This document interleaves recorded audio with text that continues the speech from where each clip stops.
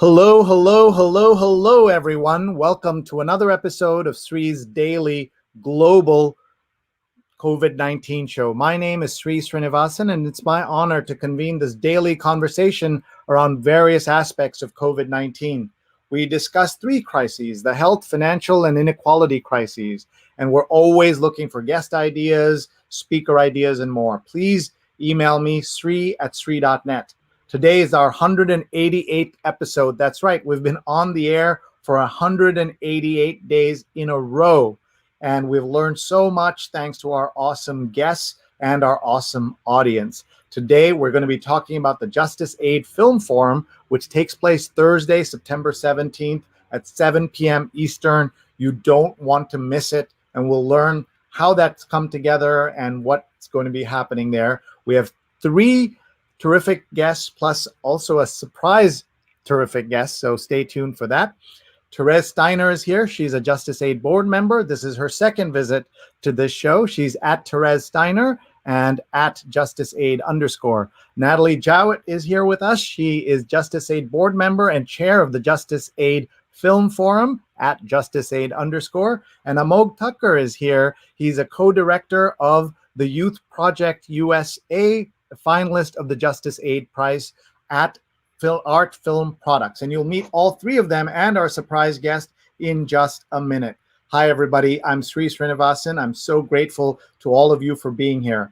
I'm the Marshall Loeb Visiting Professor of Digital Innovation at Stony Brook School of Journalism and the co-founder of DigiMentors, a social, digital, and virtual events consulting business. Our motto: don't cancel your event without talking to us. We love geeking out on virtual events. We've done events this summer for 50 people and for 100,000 people. We bet your event is somewhere in between. So email me, sree@sree.net. If you haven't seen the show in a while or you haven't been here, this is what we do.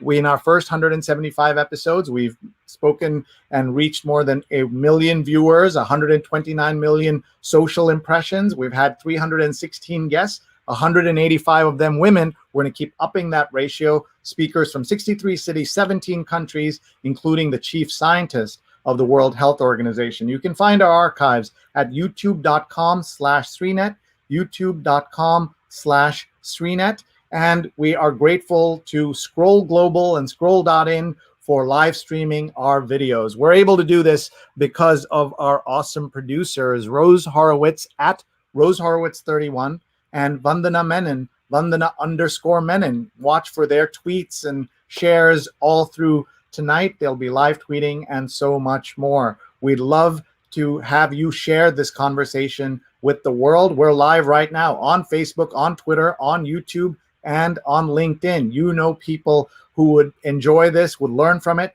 and they can watch it as soon as we're off the air. They can watch it afterward as well. We're also grateful to our sponsors who make this possible. So let's thank first Nunbelievable, divinely delicious cookies on a mission. Each handcrafted cookie provides a meal to those in need. One cookie equals one meal. Get 20% off with the code SREE, SREE.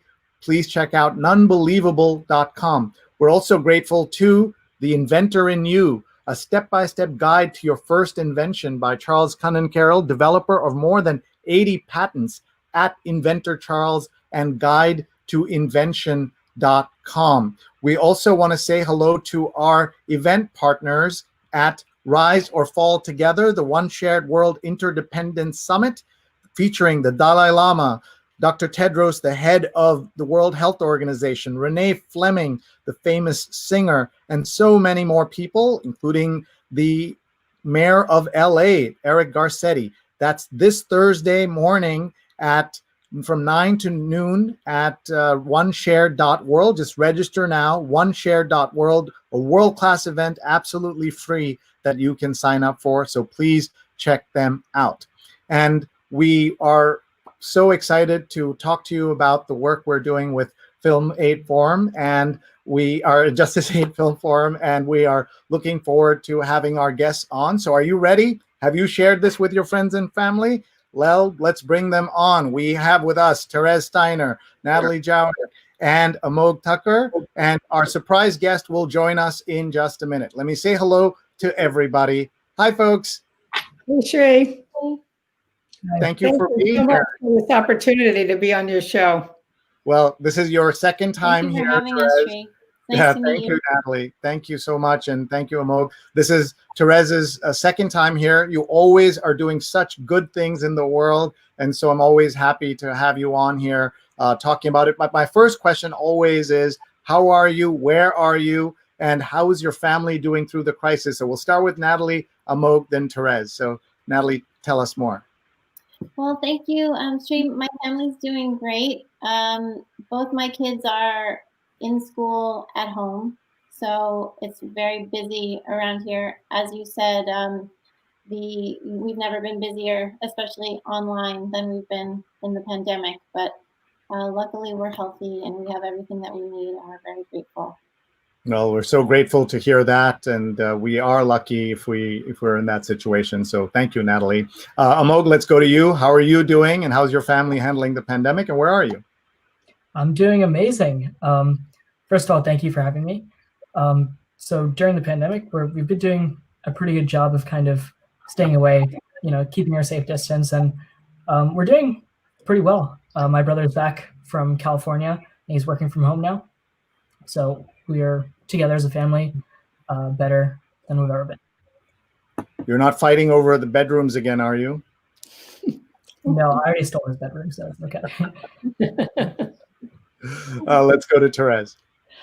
Hi, Sree, and thanks again so much for having us. Greetings from Redondo Beach, California. I'm on day 12 of my 14-day quarantine before I get to see both my kids who are out there with their significant others.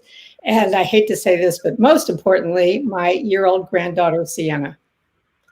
And I have to ask you, since you're in California, what's the situation with the fires? We're so horrified by the pictures we're seeing all along the West Coast, just horrifying stuff. It is horrifying. And for all of us who have friends who are deeply impacted, we just want to, share our best wishes to them. I do have family in San Francisco and in the middle in Grass Valley, California. It's very scary up there. Down here, the air quality is not good, even not good for Los Angeles. The past 4 days, there's been a lot of, not soot, but it's sort of grayish smudge everywhere. And it is not very comfortable to be outside. Luckily, I'm near the beach. I've taken some walks, but the air really isn't very clear yet. All right. Are things looking more hopeful, or because from here, they seem so out of control? Well, what I understand is the weather is getting cooler up north. I have another close friend, a college roommate in San Francisco, and she's been inside for 26 days. And as she understands it, within the next 3 or 4 days, it's just sort of the all clear they're going to be able to go outside and resume life, whatever that was under the COVID normal. Yeah, what is that normal? And it's hard to kind of figure out. So tell us why we're here, why we're all together coming up on Thursday, big event. And let's start with a little bit background on JusticeAid, and then we'll go to the event itself. Oh, well, first of all, Sree, a shout out to you, Digimentors, Neil, and everyone involved, because you're going to be producing our event on Thursday. We're thrilled. And everyone out there who's interested in having Digimentors help out, they're fantastic. JusticeAid was started in 2013 as a way to promote justice through arts and through public engagement. And this is how we do it. Every year we pick a theme. We've picked themes including the injustice of poverty, bail bond issue, immigration, people who are wrongly incarcerated. And then we choose a beneficiary who is working on the front lines fighting this issue, and how we can support them. We support them by raising money for them, and we support them by public engagement and raising awareness for what they do. So our theme this year is voter engagement and voter suppression. We have an incredible beneficiary, Election Protection of the Lawyers Committee for Civil Rights Under Law. They are the largest nonpartisan coalition, over 100 partners, that is really ensuring that everyone has an equal opportunity to vote and exercise their civic right to vote. And rather than go on and explain it a little bit, we have a fantastic video on election protection that was produced by JusticeAid's very own Natalie Jowett, who's on this call. And I think it would be great to screen it for everybody. Awesome.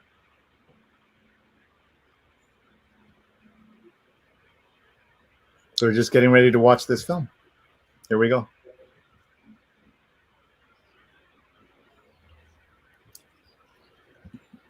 Of the sound. Yeah, we'll just rewind it just a second.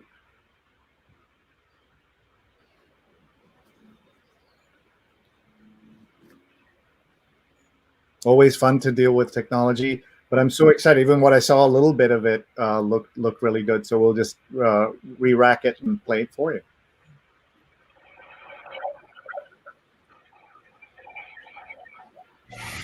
I knew that I could vote and that wasn't a privilege, it was my right. Every time I tried, I was shot, killed, failed, beaten. We were surrounded by men with billy clubs. We were actually in a war, except that one camp was unarmed. No democracy can stand if rule is based on unjust law. We face a moral crisis in this country and people. It cannot be met by repressive police action. It cannot be left to increase demonstrations in the streets. Now the time has come for this nation to fulfill its promise. In 1963, President Kennedy called on the nation's legal professionals to roll up their sleeves and fight for civil rights. The response was vigorous, and the Lawyers' Committee for Civil Rights was born. Many are denied equal treatment, but it cannot continue. From the beginning, the protection of voting rights has been paramount. Voting rights serve as the conduit through which all other change is made possible. What's going on this morning? Well, we've got, it looks like a margin for George W. Bush of somewhere around a little bit less than 800 votes. The civil rights community and the voting rights community looked on with some horror as voters were stopped from being able to cast a ballot. What's at stake here, and people need to know this, is that elections are being stolen. In 2001, the Lawyers' Committee created Election Protection, a group of attorneys and volunteers whose sole focus is to stand watch and fight back against voter suppression. A 2013 Supreme Court decision made their work more complex and more crucial as the court struck down a key protection of the Voting Rights Act. The same day, the state of North Carolina passed a new law that a court later described was enacted with surgical precision to discriminate against the rights of African Americans in voting. This voter ID law is primarily going to affect students and poor people of color. In many states, strict voter ID laws, closing of polling places, and removal of registered voters from the voter rolls have all been part of a campaign against the most vulnerable Americans trying to exercise their most basic democratic right. We have seen widespread and rampant voter suppression efforts at the local and state level in many communities across the country. This is a season where we see officials really erecting unnecessary and burdensome hurdles and barriers to make it harder for Americans to have their voice heard on Election Day. Through its telephone hotline, 866-OUR-VOTE, Election Protection volunteers are available every day of the year to answer questions such as where and how to register, how to procure the required voter ID, how to get an absentee ballot. Decades of voter suppression have led to voter disengagement, especially among many young voters who fear that voting is futile. If your vote doesn't matter, why are they working so damn hard to suppress it? Lower voter turnout may be wildly exacerbated by pandemic fears and restrictions. Our elections and our democracy may be more imperiled than ever in our history. This critical election year, JusticeAid is proud to stand with Election Protection. Please join us in supporting this nonpartisan organization working around the clock to protect voting rights for everyone.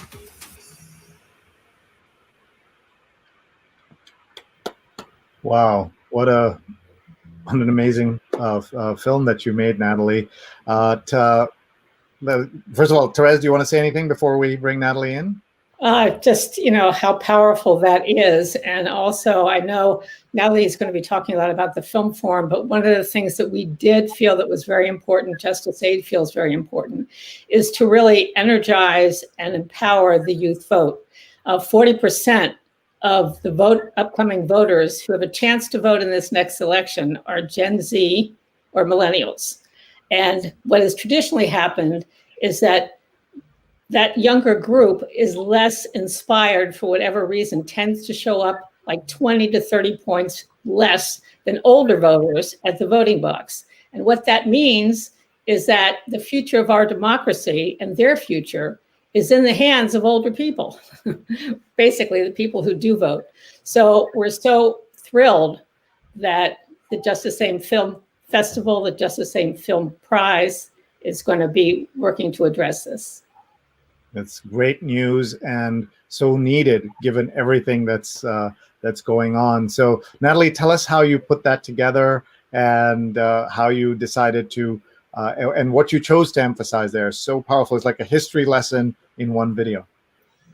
Thanks, Sree. Well, that was exactly the point. You know, when JusticeAid throws an event in order to raise money for our beneficiaries, we never know at what point in the conversation our supporters are joining in. So many of them may not be as well informed about the history of the Voting Rights Act, for example, or the Supreme Court decision that struck down a really important part of the Voting Rights Act, which said that the federal government no longer had to have oversight over states' rules regarding voting. So immediately, as it was mentioned in the video, the same day, the state of North Carolina had a piece of legislation ready to go, and they passed it.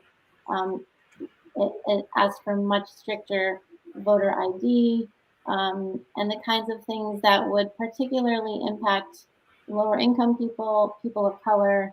There are many ways that the vote has been suppressed, and people who are poor, people who can't take a day off work to stand in line to get a driver's license, people who live too far away from their polling place and don't have a car. This really impacts whether or not they can vote. And in this election, I feel like it's the most important election that I can remember in my lifetime. So it's very important for us this year to help invigorate people to realize that sitting on the couch and just saying, well, I don't really like either of the candidates, so it doesn't matter what I do, it's not true.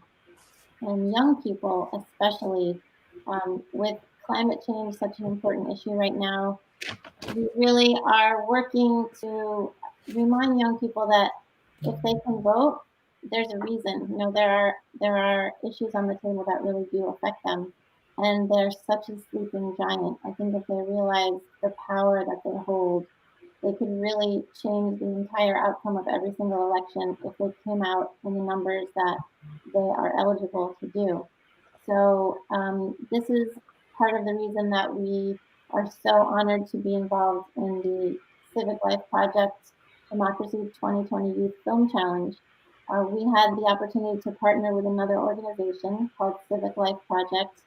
They engage young people in teaching civics through filmmaking.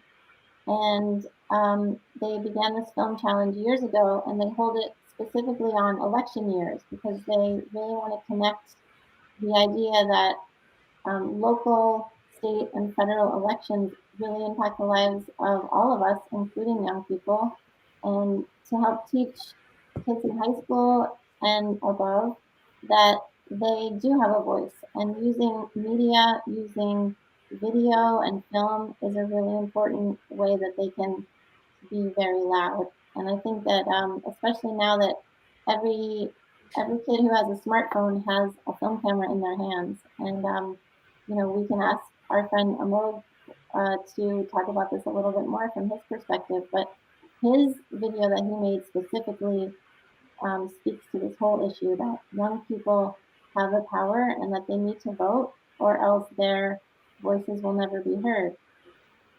And so such an important point, and we'll talk to Amogh in just a minute. One of the things that I think has really been brought home to everyone in the last few weeks, if they weren't paying attention before, is that this is the one country in the world where there is active measures being taken to keep people from voting.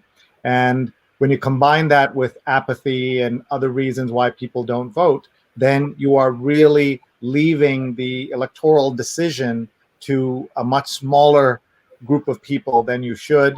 And I think that, and that's one of the things that Therese and I discussed on the session we did much earlier in the summer, where we had Steve Milliken on, who's the founder of JusticeAid, the executive director, who talked about the point in the video where if these people say, you know, your vote's not so important, then why do they suppress it so much? Why do they fight it so much? And it's so frustrating. And we have people on our show. We have comments coming in now about voting. Would love to hear about your thoughts, folks, and we'll go to your comments. Is that on top of all of this, you had the Postal Service and the active measures being taken against the Postal Service. All of it is just really hard to kind of digest and understand. And the rest of the world looks at us and cannot understand this, a country where a president says that he will lose if everybody votes. And that is just hard to fathom. So before we go to Amogh, Therese, do you have a reaction to any of that? And then we'll... Oh, I'm so glad that you brought this up, because voter suppression is very real. It's very real. It's everything that's happening against the post office right now. It's having a polling place in a predominantly a community of color that is right next to the police station. And this is something Election Protection and Lawyers Committee for Civil Rights Under Law tries to circumvent and help make change. It's having, you know, we learned this from Maria Teresa Kumar, who was on our JusticeAid Riverside Church Public Forum earlier this spring.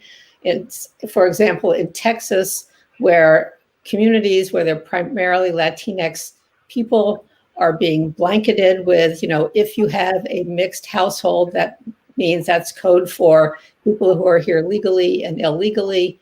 You are not allowed to vote, which is absolutely not true, of course. If you haven't paid your election bill, your electric bill, you aren't allowed to vote. And then they'll have a polling station in this community and stage an ICE rally 2 blocks away. So there's so many ways that this is sort of an insidious part of what's going on in our country right now. And it's terrifying. It's a terrifying statement about the future, potential future of our democracy. And tell us about the number we're looking and what we're seeing on the screen right now. What screen is that? The phone number, the website. All of that. Yeah, 866. Thank you. Election Protection, they work on the ground. They have 100 partners, and they work on the ground day of election and before the election to ensure everyone has safe access. But if you have a question in your community, you can call this hotline, 866-RVOTE. And you can have, they have English, they have 12 different languages, Spanish, Arab languages, and Eastern languages as well, that will respond to questions. And they can be like, how do I get an absentee ballot? Where is my polling station? Has my polling station changed? This is another thing that's happened, that a lot of polling stations are being reduced in specific neighborhoods, and those neighborhoods tend to be communities of color, making it harder for people to vote at the polls if they want to, and also obviously harder to vote by mail. So you can call 866-RVOTE. You can go on their website, 866rvote.org, and click on your state, and you will get up-to-date information about how you can register, how you can find out information about where your polling place is, et cetera. And most importantly, also, if you have an issue, if you personally try to go vote, or you see voter suppression happening in your community, you can call 866-RVOTE, and they will look into it. I have a classmate who volunteered to be on the legal hotline and advise people, and there was a voter whose polling station was closed 45 minutes before polling time. She was told to go to another place that was closed as well.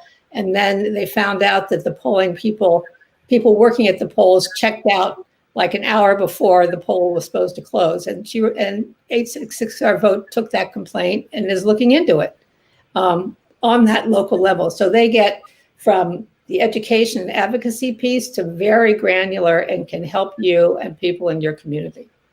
Thank you so much, Therese. And I want everybody to note this information and please spread the word so that everybody can learn and be helped during this election. We're going to talk to Amogh, and then we have a surprise guest we're going to bring on screen in just a minute. We're also tweeting the JusticeAid account, as is Rose Horowitz and Vandana Menon are all tweeting. They're using the hashtag #SreeCovid19 call, and also JusticeAid Film Forum. That's the hashtag they're using, and JusticeAid Prize. 40% of eligible voters in this election are millennials or Gen Z. And so that's a lot of pressure on our next guest right here. Amogh, tell us about the opportunity that young people have, and then we'll watch your film as well. Of course. So personally, I was not really too much, I wasn't really that passionate about youth voting up until around a few months ago. I had a call with a National Geographic explorer who was all about youth voting rights. And I talked to him and he explained to me, the entire thing. And after that, I spent the next 2 days straight just binging TED Talks and binging anything I could watch on youth voting. And I found out some very crazy statistics and some crazy ideas that are being employed right now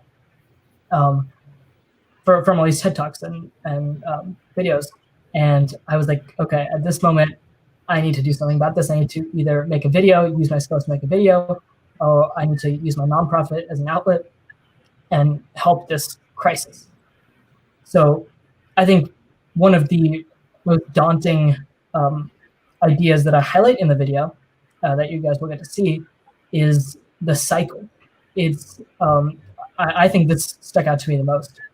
It's the cycle of the politicians not really reaching out to us because we don't vote, and they don't reach out to us because we don't vote. So it's just an endless cycle, and this is going to continue for all the generations, and just continuously, the younger generations are not going to be encouraged to vote. Personally, I've also been kind of discouraged to vote in different ways. I am 17 right now, so I can't even vote in the next election, but I was really disappointed about that. But even before that, we're kind of taught that we are not experienced enough to go and vote, or we don't really know what's going on in politics. So it's better if you guys just stay out for now, and when you're older, you guys can come in and vote. But that's really not true. I think the youth now, especially more than ever, have been more engaged and more active in the political community than many other generations. So I think it's kind of outrageous in a few different ways that youth are suppressed in voting. Well, thank you for sharing that. And let's take a look at your, set up this video for us. So how did you make it? When did you make it? How much time did you have? And then let's watch it. Yeah, of course. So this video, it was actually quite an intensive timeline that we had for this video. It was a very short timeline, and one of the big things that contributed to that was the storms and COVID, right? We had, as you saw, or as you're gonna see, we had a good amount of people in the video. So getting that with COVID, not getting near anybody or everybody wearing masks was extremely hard. So I was tested before I shot the video, and obviously I was negative. And so we did it in my garage. I set up a green screen in my garage and set up like a rough lighting thing, some mics and all that. And I let one person in the garage at once. I was more than 6 feet away. And we shot this basically all in one day. All in one day. And I just had different friends from my neighborhood because I didn't really want people to come in from nowhere. But I tried to get a good variety of people to come into the and act in the video. The script was made a day before or so, and I was just, again, researching like crazy, trying to find out the best statistics, the most true and insane ideas in youth voting, and try to combine them all into a 2-minute video. So okay, so let's take a look, Amogh. He thought of the most insane ideas, as you said, in a tight timeline, but you kept your social distance as you produced this. So this is filmmaking under COVID, and then we have a surprise guest who's going to join us after this. So Amogh, you ready to rock and roll with this? All right, let's watch.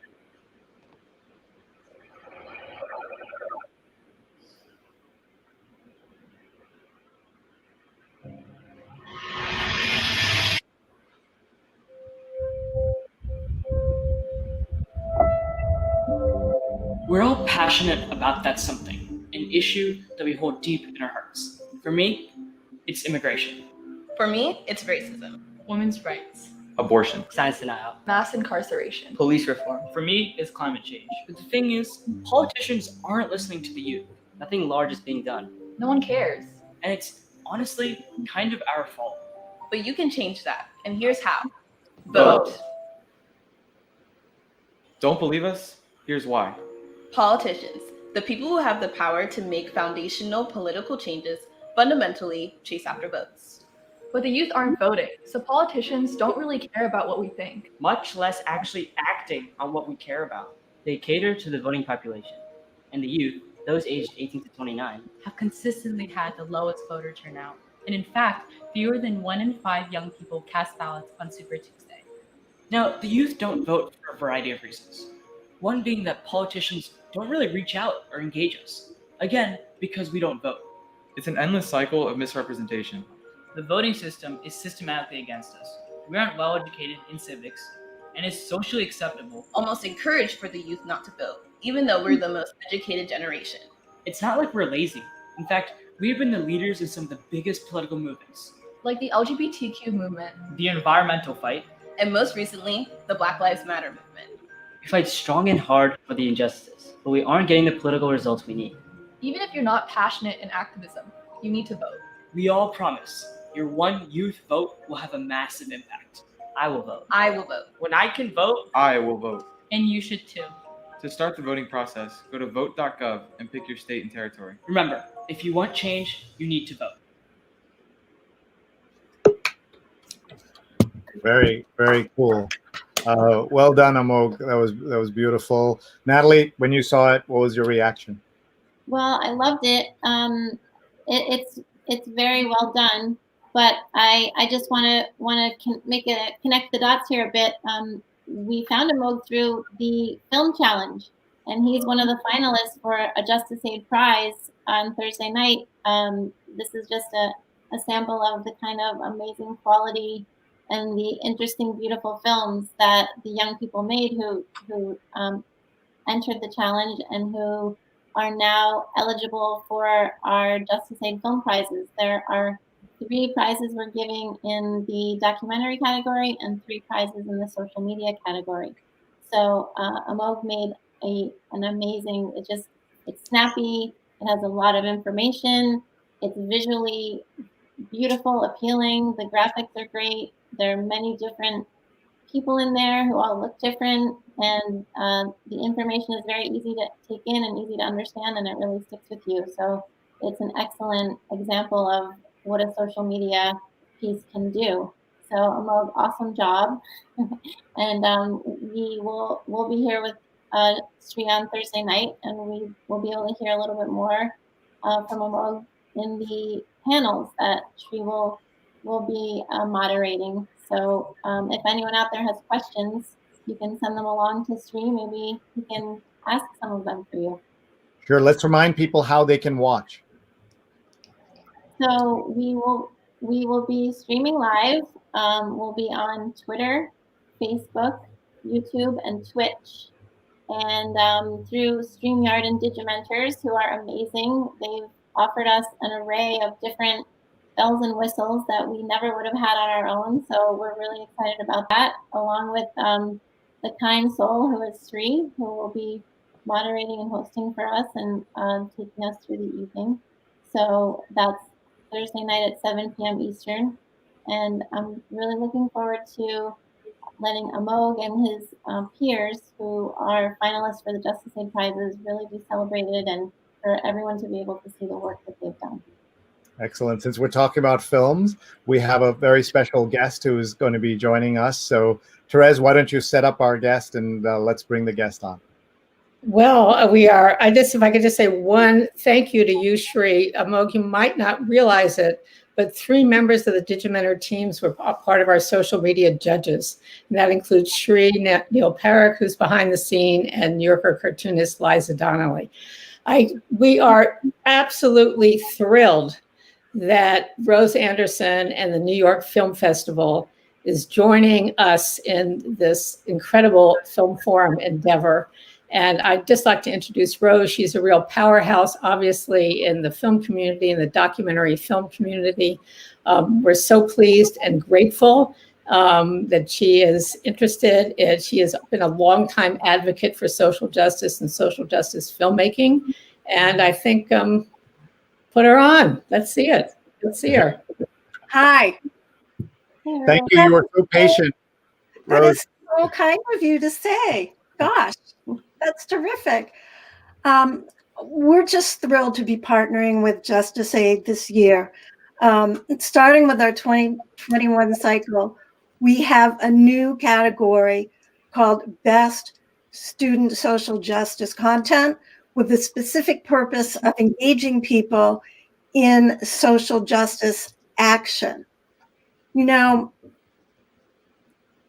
Tell Me a Story is an invitation to go on an adventure. Stories can change the world. Stories can drive wonderful dreams to come true. And most importantly, stories can change the world, one person at a time. Storytellers, especially filmmakers today, have amazing potential with so much technology at their fingertips.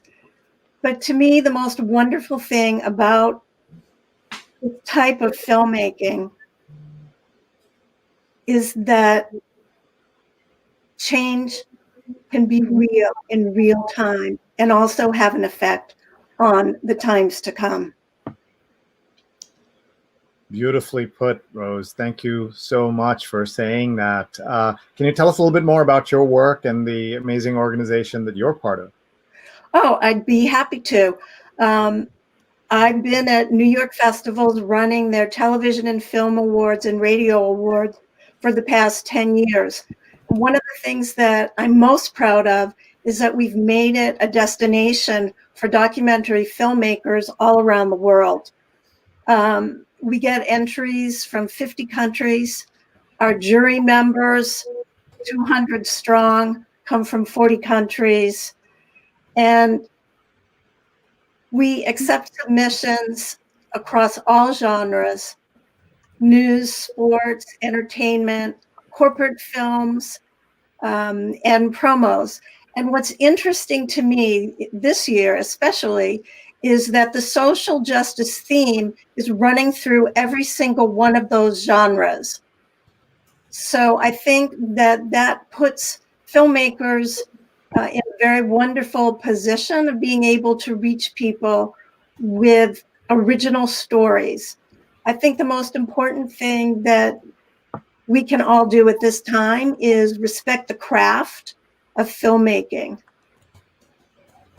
I agree. I think it's even more important at this in this world today. And I saw that Alyssa Richardson was one of the judges, and she is a professor at USC who talks about the power of cell phones and the role it's played in helping all kinds of minorities understand the way they can speak truth to power. So that was amazing. And we're looking at the work of the the New York Film Festival, and this is great.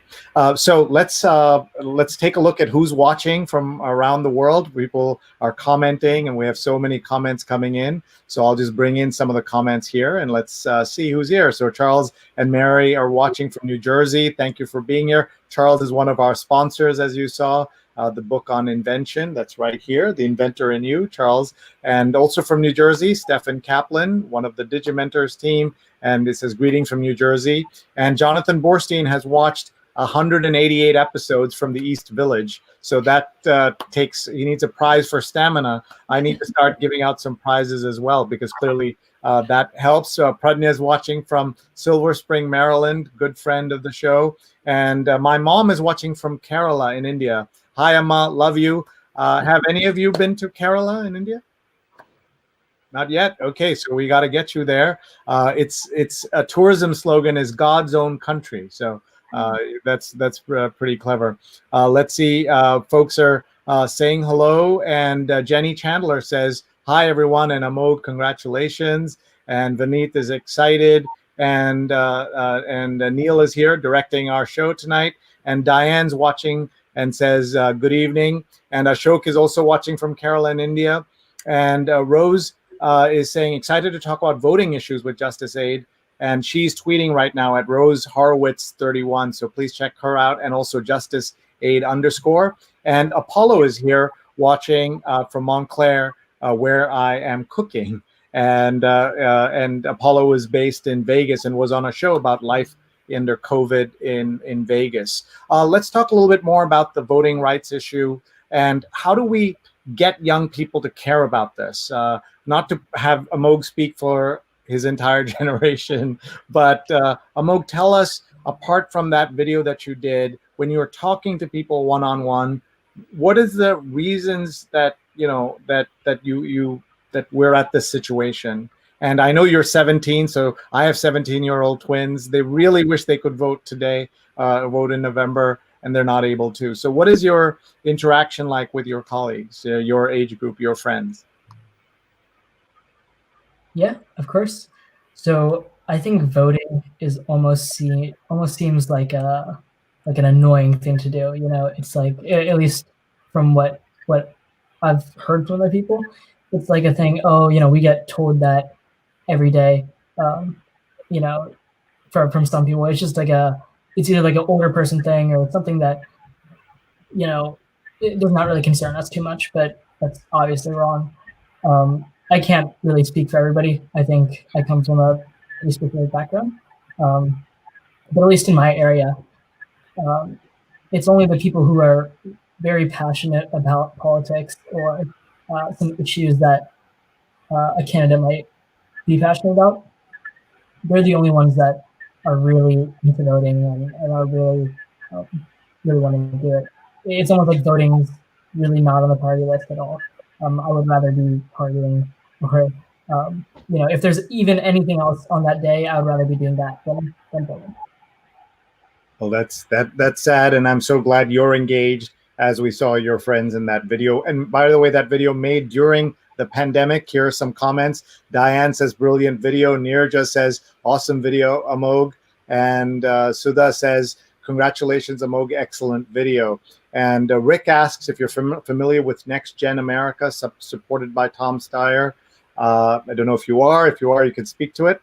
And Fernando, who is a guest on our show from LA, is saying that the census is at stake too, and that's something that we all have to worry about. Antonio Johnson's here from Atlanta. He wrote this book, You Next, about Black barbershop culture, and you can't see it because I'm cut off here, but one of the books on the bookshelf behind me, and fantastic book about black culture in Black barbershops. And census will affect voting, budgeting, and other resources. And Fernando says that some of the things we're describing sounds like a poll tax, and that's so frustrating to hear. Fernando also says cell phones flatten the earth, making all places accessible. And we have a comment here. I see on Twitter, you don't know if everyone who's there is real, but here's a comment from someone saying, hello, Americans. And of course, on Twitter, you don't know if we should also be clear. I'm not saying Kathy's not an American, but there is a lot of interference in the American elections, and all of that is also being tied together with everything that's going on. And so, Therese, as we think about everything that's coming up, how do you keep your energy and positivity looking ahead? Because every time I talk to you, you're always optimistic. I would be a nervous wreck, which I already am, but if I were working like you in this field, I would be much worse off. I keep positive for a couple of reasons. One, I do feel change is possible. I'm very energized by this kind of work, the work of our meeting beneficiaries like Marcia Johnson Blanco at Election Protection, and the incredible work that they're doing, the passion of people who are really fighting voter suppression throughout with a lot of nonprofit work across the country, and the passion of what I call justice warriors. I think Amogh and his generation, as he said, I was really heartened to hear they are more engaged than all previous youth generations. And I believe him totally. And I believe that they understand that their stake in the future of this country is very real. And now is the time to exercise their passion, help bring people to the polls, and make voting. We have a lack of civics education in this country. It's horrible. I think 70% of high schools or something don't really have any civics education, so kids don't really learn about voting, not just the how-to, but how important it is as a cornerstone of our democracy. So there's a lot of work ahead, and I'm optimistic. I just am. Glad to hear it. Natalie, how about you? Well, I don't see a choice for myself. I choose to believe that we're all here for a reason, and the reason is to try to create heaven on earth. And we have a lot of work to do to get there. I made a choice to become a parent, and I look at my children and I see that I need to keep working for them. You had asked Amogh before about how young people feel about voting, and I know with my kids, I have a daughter who's 19, and education is a really, really important component in whether or not kids are interested, because they've got to be able to bring the threads together of how issues that are going on in the world out there affect them. And I feel like the more that I can have conversations with my kids and talk to them about how these things connect, the more engaged they become. And as Therese mentioned, civics education, it's only required in less than 10 of the 50 states right now. And that also seems to be a part of voter suppression. But when kids are educated about it, they do become engaged, and they also feel like they have a part to play.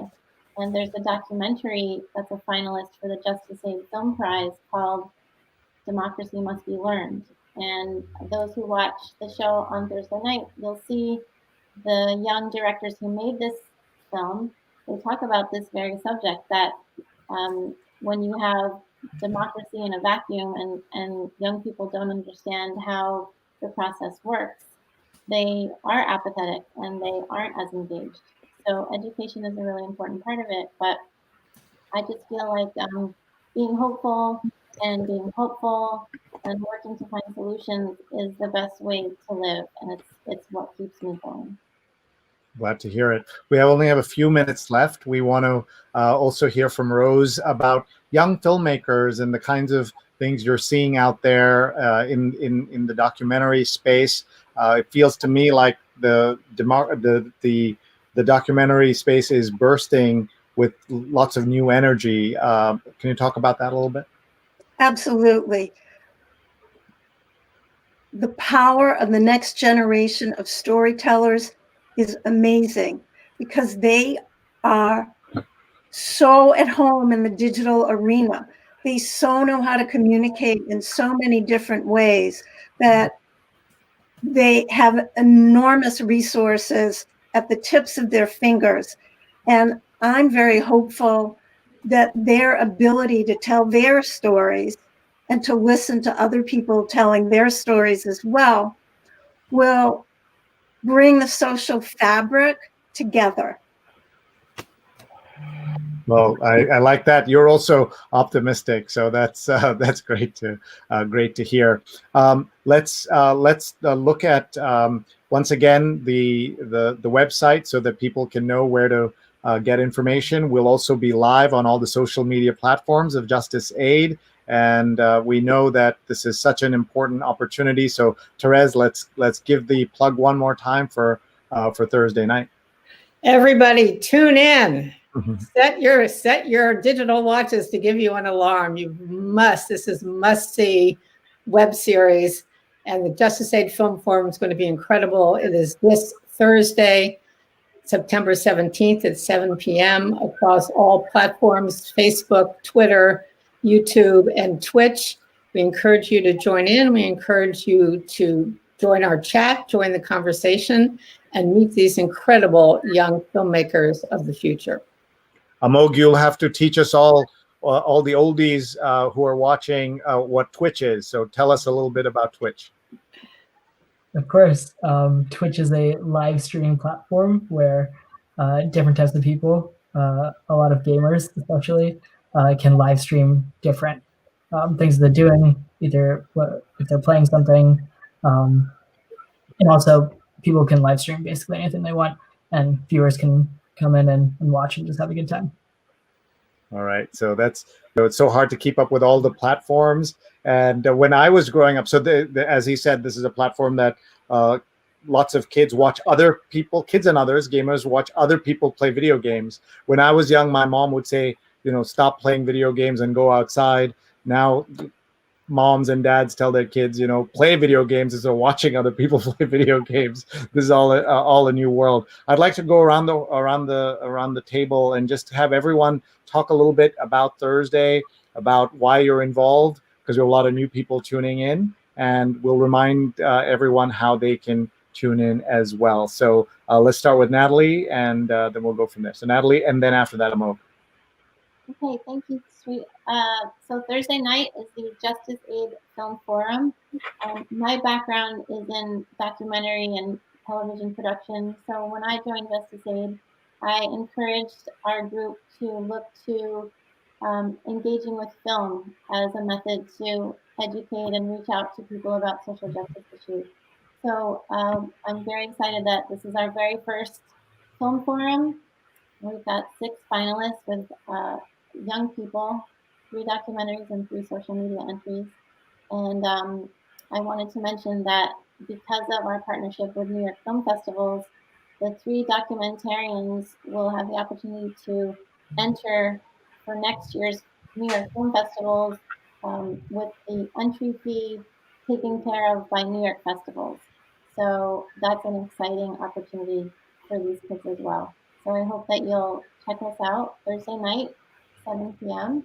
JusticeAid.org is where you can find all the links. And Sree will be the host, so you'll get to see him again on Thursday night. Thank you very much, Natalie. We appreciate it. Amogh, over to you. Yeah, of course. My name is Amogh. I guess I have a background in filmmaking. I've been doing it for like half my life. I also have a nonprofit. Half your life, just so everyone's clear, half your life is like 9 years, 10 years, right? Yeah. But yeah, so I'm also a director of the national director of a nonprofit called the Youth Project. And I am here because I am one of the finalists in the social media category of the Film Forum of the JusticeAid Film Competition. Thank you. And what are you in? Are you a senior in high school? Yeah, I'm now a senior in high school. So how is it all going with the college applications and things and SATs and all of that? Oh, it's fun. I have SATs in about 2 weeks. It's like the first one that's actually being held. Basically, all the others since March have been canceled. So I hope to see. Hopefully, we're all social distancing, keeping our masks on. Yeah. All right. Well, we wish you the very best. Thank you, Amogh. And let's go to Rose. Well, my background is in production. I worked on 5 Olympics, and at New York festivals, we're very, very dedicated to the importance of storytelling and the importance of the men and women of the creative community internationally. So we're very excited to be working with JusticeAid. Thank you very much. Rose Anderson, Vice President of New York Film Festivals and the International Television and Film Awards and New York Festivals, on Twitter at the NYFF and Facebook at NY Film Fest. I also want to give Amogh's contact information one more time. Amogh can be found at Art Film Products and at Amogh.Thakkar on Instagram, and his youth project is typusa.org. Thank you so much, Amogh, and thank you, Rose. We appreciate you very much. Let's go to Therese Steiner. Well, first of all, I'm so excited about Thursday because of 2 things. One, at JusticeAid, we feel very strongly about empowering youth and recognizing the importance of youth in the future of our country, and particularly in this issue of voting. And our platform really, and our film forum really gives a platform for these young voices such as Amogh's and, the other incredible youth filmmakers to be heard. My background is also in filmmaking and public television. I was at public television in New York, WNET, for 13 years. I really believe so strongly in the power of film, as Rose and Natalie have said, to tell a story and engage people in really important issues. I'm excited that JusticeAid is doing this. It's going to be a great program. And I just also want to highlight one other JusticeAid event that we have coming up in October 17th at 7 p.m. JusticeAid is going to host a JusticeAid concert that will show incredible artists such as Roseanne Cash and other artists and musicians.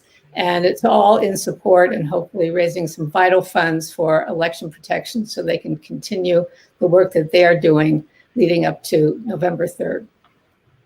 Well, those are such great initiatives, and we all need to pay attention. It's like I often want to tell people who aren't paying attention, wake up. This is serious. This is the election of a lifetime, and we want as many people of all ages to vote and participate and get out there. And it's going to take all of us doing this to make sure it's fair and a free election, which is what is our guaranteed rights. One of the things we do before we leave, we asked Kimberly Crenshaw, the great Kimberly Crenshaw, the Columbia Law School professor who coined the term intersectionality, what should we do to be allies of the Black community? And she said simply, say their names. And so every chance we get, we say their names, and you've all kindly agreed to stay and say the names with me. And so these are only some of the names. Obviously, we're not able to say all of them tonight, but we think about the other side of this same equation as we're talking about voter suppression. We have to think about the rights of minorities in this country that are lost in so many other ways, and this is just one of them. And so we show this painting on the left by Titus Kaffer, a stunning painting of a mother losing a child. You see the pandemic of the glove, the blue glove of the pandemic. You see that there. And on the right, a photo that not everyone's seen before it was published in Time magazine, a young Larcinia Floyd with her son, George Floyd. And she would die 2 years almost to the day that he would be killed in Minneapolis. And they're now both buried together in Houston. So what I'm going to do now is to bring up the list that Time magazine, you can see around the cover are names. Do you see that little black fine print? You see those the names there? So now we're going to say the names here, and I'm asking each of the folks to I'll say 2 or 3 names, and then I'll ask you to say 2 or 3 names, and when you pause, the next person will go. So I will start, and then go to Therese, and then go to Natalie, Rose, and then Amogh. Just do 2 or 3, and I know I put you on the spot. I know you won't be familiar with these names. That tells you something, that these names you see in front of you, some of them are absolutely household names, sadly enough, and then others are names you've not heard of, and each one had a story, each one had a life, and each one is a name that should be remembered. So I'm going to start, and thank you all for joining us as we say these names, and you can say them quietly yourself too. So Trayvon Martin, Yvette Smith, Eric Garner, Michael Brown. Therese? Laquan McDonald, Tanisha Anderson, Akai Gurley, Tamir Rice. Natalie? Jeremy Reed, Natasha McKenna, Eric Harris, Walter Scott, Freddie Gray. Rose? William Chapman, Sandra Bland, Darius Stewart, Samuel DuBose, Janet Wilson, Alan Rockmore, Alton Sterling, Philandro Castillo. Amogh? Joseph Mann, Terence Crutcher, Chad Robertson, Jordan Edwards, Aaron Bailey, Stephen Clark. Danny Ray Thomas, Antoine Rose, Botham Jean, Tatiana Jefferson, Michael Dean, and over to you, Therese. Ahmad Arbery, Breonna Taylor, and George Floyd. Thank you very much for saying those names. We take it as an honor for us to be able to say those every single time that we can. And thank you to everyone who joined us to say those names. And thank you all for watching. We'll get a chance to say goodbye to everybody in just a second. Thank you for being here, for sharing your comments. Please post and share this, tag this so that your friends and family can watch this hour if they missed it live. This will start on all these channels right after we're done. And I know I learned so much, and I know you did too. Very quickly, we just want to thank our sponsors again, including Nunbelievable, Divinely Delicious Cookies on a Mission. We want to thank our friend Charles Cunnincarroll for The Inventor in You, a step-by-step guide to your first invention, guidetoinvention.com. We also want to thank Muckrack Academy for fundamentals of social media for journalists, PR pros, and everyone, a free on-demand certification course that you can take. Enroll today, mrac.co/social, mrac.co/social. And big thanks to our friends at She's on Call, a female surgeons show that runs every single Sunday at 11 a.m. This week. They had a cardiologist and a pulmonologist. It was fantastic. It also runs on WBAI radio every single Monday, and you can check that out. And finally, big thanks to our friends at Rise or Fall Together, the OneShare.World Interdependence Summit. You can hear from Dr. Tedros, the Director General of the WHO, Renee Fleming, the opera singer, Eric Garcetti, the Mayor of LA, and His Holiness, the Dalai Lama. And we are honored to produce that event on Thursday morning and Thursday night. We have a show, Therese, don't we? Tell us all about it one more time, a reminder of that show. JusticeAid Film Forum. We are going to be awarding the JusticeAid prizes to 6 incredible young filmmakers who are making their voice heard in this election 2020 about the importance of voting, the importance of exercising your civic and civil right to vote. And it's a real window into the incredible power of the next generation to forge our future. JusticeAid is thrilled to be doing this. And thank you so much, Sree, for helping us spread the word about this incredible event this Thursday, September 17th, 7 p.m. Well, we're very excited to be with all of you. Everyone join us. Check out justiceaid.org. Sign up. It's a free event, and you'll learn so much. And it's going to be a fantastic evening for a very good cause, right, Therese, and everybody else. So with that, we'll say thank you to everyone. There's the information one more time, justiceaid.org/film-forum. JusticeAid _ on Twitter, Instagram, and Facebook is JusticeAid, and hashtag JusticeAidPrize. And with that, we'll say goodbye to everybody. Thank you so much, and we'll see you soon. Bye-bye, everyone.